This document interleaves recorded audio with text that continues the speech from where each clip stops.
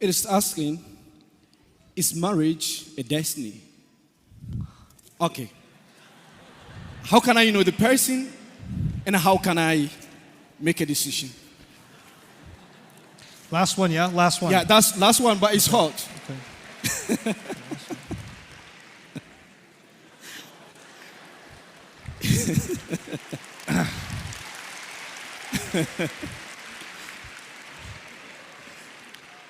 Listen.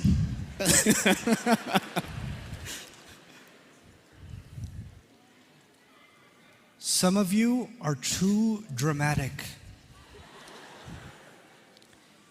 When you want to marry someone, then this is the qadr of Allah. Subhanallah, He is perfect. And then when He says, I want to break the engagement, oh, the qadr of Allah. How I don't understand the philosophy of qadr because the engagement broke. Marriage is an informed decision. Families come together.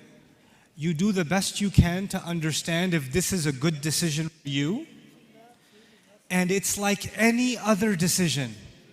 My dear daughter, my dear son, my younger brother, my younger sister, this is like any other decision. Nobody writes a question, is buying a green car the qadr of Allah? Is eating chicken sandwich this afternoon for lunch the qadr of Allah? No. All the other decisions are your responsibility. Marriage, qadr of Allah. Where did you get this idea from? Make an informed decision. Learn about the person you're trying to marry. Understand if you have a personality that will work with each other. And even after all the exploration and conversation, sometimes you know what happens? You can't escape drama. Yes. Sometimes drama happens anyway. Nuh alayhi salam ended up with a pretty interesting wife.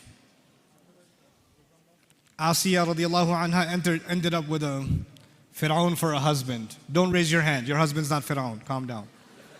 Okay. Sometimes people change. Sometimes the person you married later on, they're not the same as they used to be. Maybe the way they feel has changed. Maybe life has changed you. Maybe experiences have changed you. Don't blame that on the qadr of Allah. That's not the qadr of Allah. That's life. Life happens.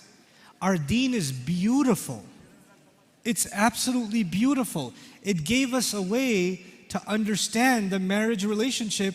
The advice I will give you about marriage, the one thing I will tell you about marriage that people don't pay attention to. I want to marry her because I love her.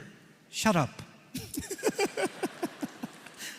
I want to marry him for deen. You're not marrying a beard. You're marrying a human.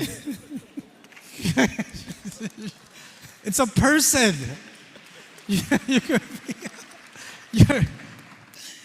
You could be religious, pray 5 times, and you could still hate their guts. Just because someone is practicing their deen does not make them a good person in every other way. There are plenty of people that have an anger problem and they go to Hajj every year, but they still have an anger problem. So, what I'm trying to get at, Allah mentioned one thing about marriage that is on top. Number 1. Everything else is later. وَمِنْ آيَاتِهِ أَنْ خَلَقَ لَكُم مِّنْ أَنفُسِكُمْ أَزْوَاجًا لِتَسْكُنُوا إِلَيْهَا. لِتَسْكُنُوا. This is called lam al-ta'lil. He said He made you into spouses for the purpose that you could find peace. For what purpose? Say it. You could find peace.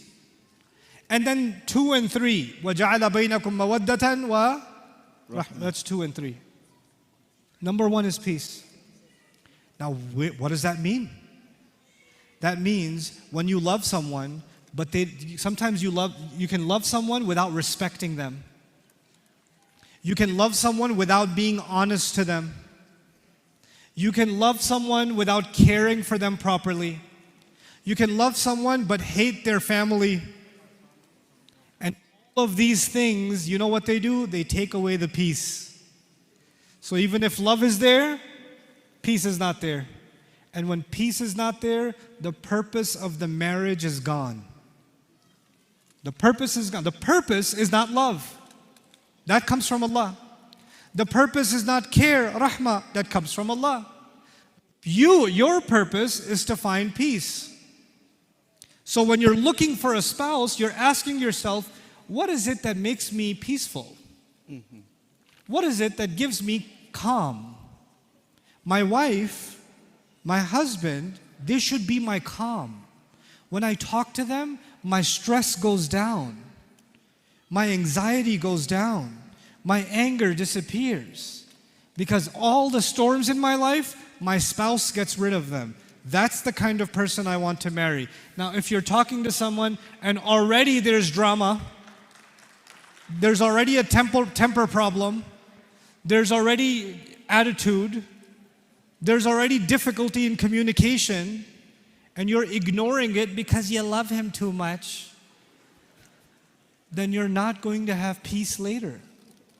You're simply not going to have it. This is actually the primary objective. And young men and women, when you get married, the most important conversation is going to be, what gives you peace? Tell me. What gives you peace? How can I give you that peace? And what gives you peace? How can I give you that peace? لِتَسْكُنُوا إِلَيْهَا. So you can give each other peace. You give each other sakina. That's it. You know what most people suffer from? Marriages and drama. No peace. No peace.